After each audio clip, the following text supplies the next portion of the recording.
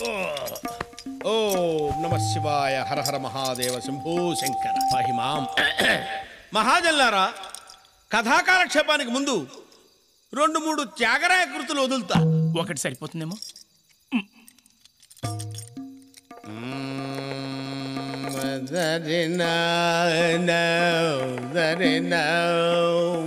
ఆహా.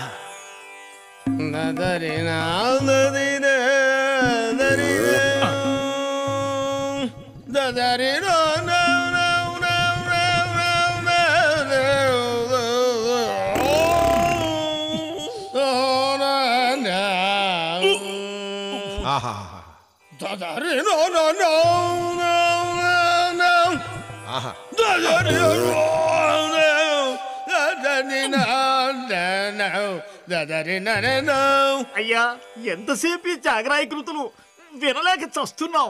అసలు కథలోకి వెళ్ళండి. అలాగే వెళుతున్నాను.